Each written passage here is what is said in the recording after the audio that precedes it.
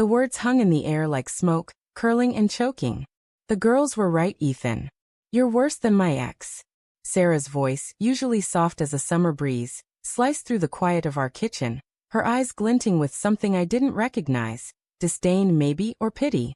I stood frozen, my coffee mug halfway to my lips, the bitter steam rising like a warning. Worse than her ex? The man who'd left her crying in a dive bar parking lot, her mascara streaking like war paint?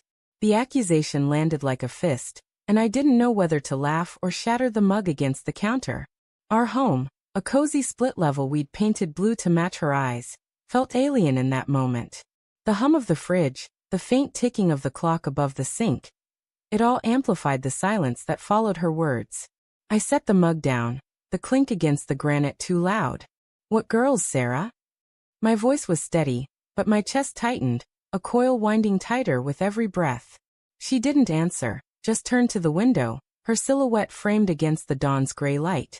Her shoulders were stiff, her fingers twisting the hem of her cardigan, a nervous habit I'd once found endearing. I should have seen it coming. The late-night texts she'd dismiss as work stuff. The way she'd linger in the bathroom, her phone screen glowing through the crack under the door. The perfume she started wearing again, the one she hadn't touched since our dating days. I'd rationalized it all, new job, new stress, new routine. But standing there, her words echoing in my skull, I felt the ground shift beneath me. The girls. Who were they? And why did their judgment of me matter so much? Say something, I said, my voice rougher now, like gravel underfoot. She turned, her hazel eyes meeting mine, and for a moment, I saw the woman I'd married. Fierce, vulnerable mine. But then her lips pressed into a thin line, and she shook her head. I didn't mean to say it out loud, she whispered, almost to herself. But it's true. The kitchen blurred as my pulse roared in my ears. I wanted to grab her, shake her, demand answers. Instead, I sat at the table, the chair creaking under my weight. Tell me what's going on, Sarah. Now. My tone was calm, but inside, I was a storm, anger, hurt, and something darker swirling together. She hesitated, then slid into the chair across from me, her hands clasped like a child caught in a lie. It's not just one thing, she began, her voice low, deliberate. It's everything. The way you're always working, always distracted. The girls, my friends, they see it. They say you don't appreciate me, that you're cold.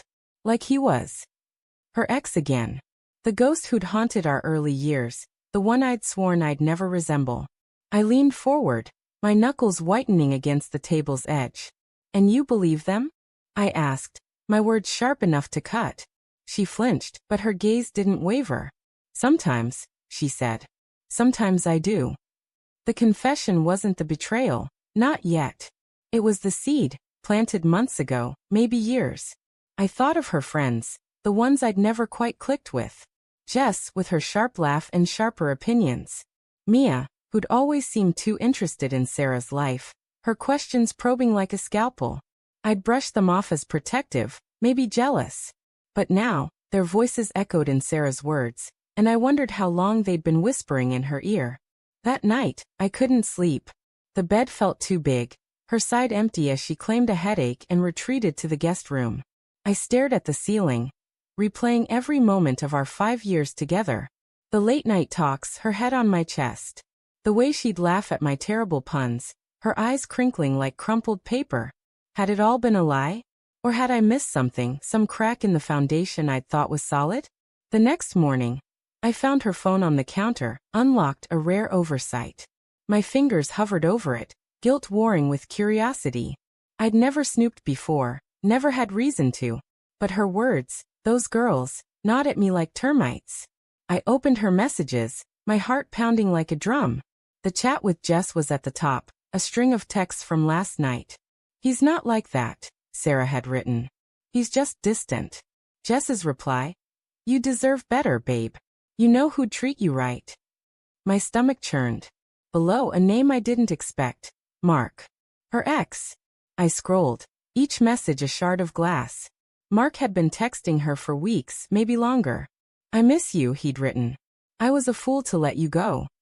Her replies were cautious at first, polite deflections. But then a shift. I miss you too, she'd typed 3 days ago. Ethan's not the same anymore.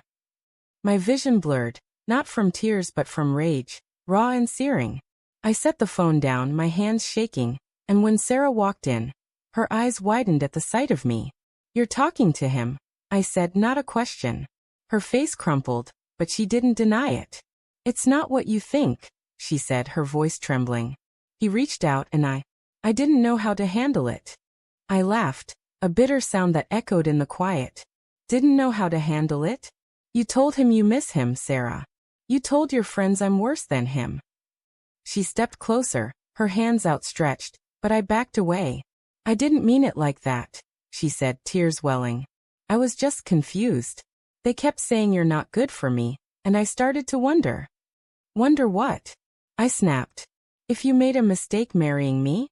She didn't answer, and that silence was louder than any confession. I grabbed my keys and left, the door slamming behind me. The world outside was too bright, too normal. Kids on bikes, neighbors watering lawns. I drove aimlessly, the radio off, my thoughts a tangled mess. Betrayal wasn't just her text to Mark. It was her doubt, her willingness to let others rewrite our story. Hours later, I returned. The house was dark, Sarah's car gone. On the kitchen table a note. "I need time. I'm sorry." My chest ached, not with sadness but with a clarity I hadn't felt in years. I'd spent our marriage trying to be better than her ex, better than her fears. But maybe she'd never seen me, not really. I pulled out my phone, opened her chat with Mark, and typed from her account. "Meet me tomorrow. 7 p.m. at the pier." I hit send, my pulse steady now. The pier was cold, the wind sharp off the water. Mark arrived first, his leather jacket and smug grin unchanged from the photos Sarah had once shown me. I stepped from the shadows, my hands in my pockets. His smile faltered. "Where's Sarah?" he asked. I didn't answer, just stared until he shifted, uneasy. "You think you can swoop back in?" I said, my voice low, dangerous. "You think you're better than me?" He opened his mouth, but I didn't let him speak. I didn't need to fight, didn't need to yell. I'd already proven my point. Sarah's betrayal wasn't just hers. It was mine too, for ignoring the signs, for thinking love could blind her to her own doubts. I walked away, leaving Mark alone on the pier, the waves crashing below. Sarah would come home eventually, and I'd be waiting. Not to forgive, not to fight, but to show her just how much worse I could be, by letting her go.